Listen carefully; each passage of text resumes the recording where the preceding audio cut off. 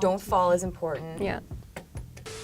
Wood is a song that, by playing with double meanings, tells you two stories at once. And today I want to tell you everything about it.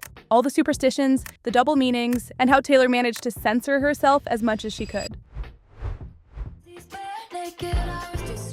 In this simple line, Taylor plays with her luck in love, showing us how she doubts her past relationship, wondering if she was really loved. With the phrase, "Daisy's bare naked," we can easily imagine the petals falling to the ground, leaving her with one last petal. He loves me not. Taylor has used this kind of narrative before. In You're on Your Own, Kid, she asks herself the same thing, and the answer is similar. I picked the petals, he loves me not. But it can also be interpreted differently. Daisy is also a name, so the line, "Daisy's bare naked, I was distraught," could also be interpreted as her finding her partner with someone else, realizing she wasn't loved after all. Even though that's a good one too, I prefer to stick with the first interpretation. Penny's unlucky, I took him back and then stepped on a crack. People usually throw pennies into fountains to make wishes. Hers brought her bad luck instead. Stepping on a crack is also considered bad luck, coming from the old children's rhyme, "Step on a crack, break your mother's back." Who stepped on a crack? But here's the double meaning. A crack can also be a way of calling someone who's into substances.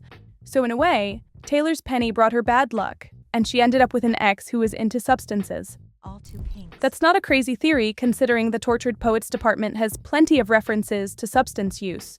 In songs like Chloe or Sam or Sophia or Marcus, she makes it clear her ex chose his vices over her, saying, "You needed me, but you needed drugs more." The black cat laughed could represent everyone who warned her that it would go wrong, or those who wanted to see her fail, and turned out to be right.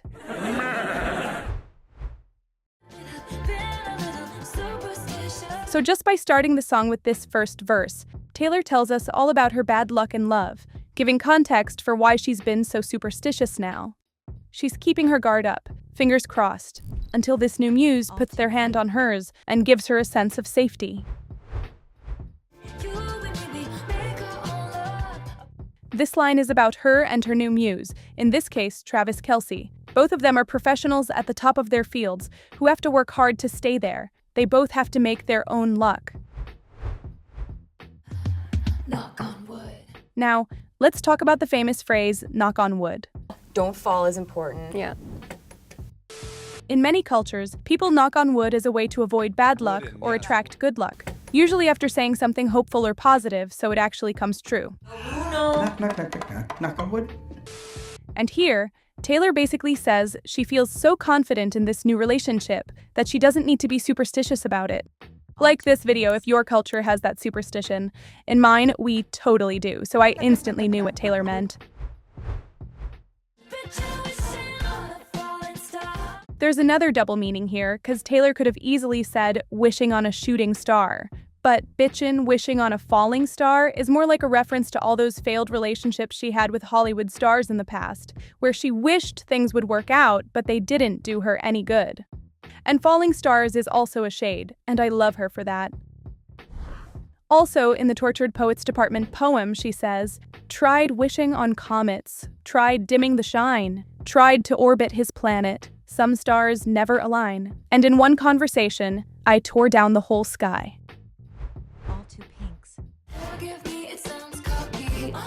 I think this line sums up the essence of the song. Should I explain it? I don't think I need to. I never imagined Taylor would use a censored version of that word, but here we are. Okay, so this is slang, and the real word is hypnotized. Not sure if I can say it here, but no need. Taylor did a perfect job censoring it while keeping it cheeky.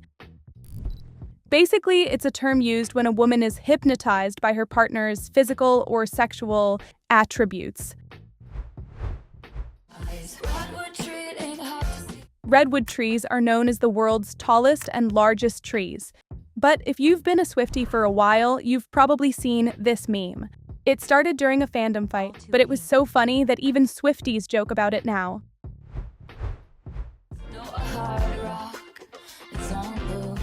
I don't need to catch the bouquet to know a hard rock is on the way. The first meaning is that Taylor feels so confident in this relationship that she knows the ring is coming soon. She doesn't need to do another superstition like catching the bride's bouquet to be the next to get married. And she was right.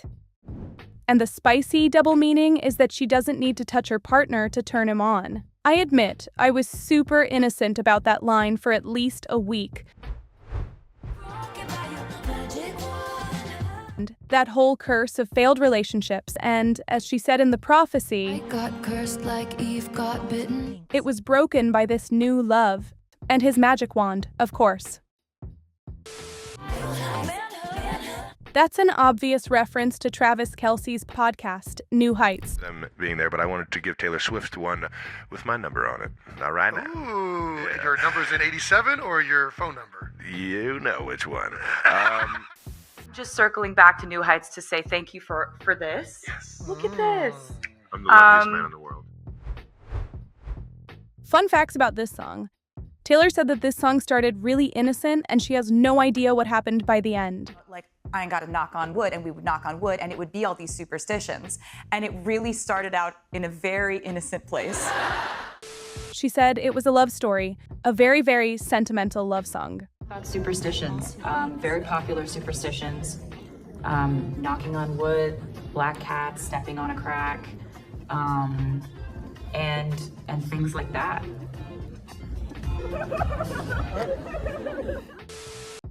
The first Easter egg we got for this song was in her engagement post, where she tagged Travis Kelce on this tree.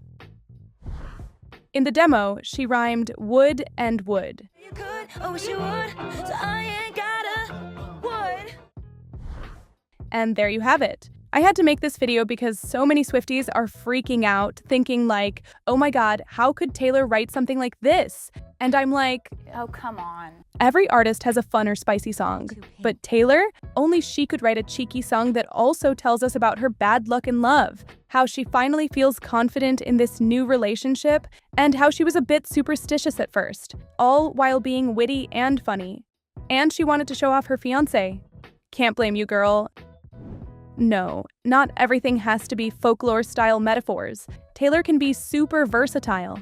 And in an interview, she said she's been wanting to show this playful side of her for a while because it's a big part of who she is. Because I have always wanted to have fun in this type of way, to have fun, to exhibit mischief and be flirty and fun and make jokes and like get to have that side of my personality. It's a huge part of my personality. So this was my interpretation of all the double meanings in wood. What do you think? Let me know down below in the comments.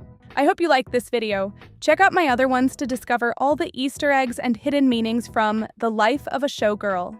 And don't forget to subscribe.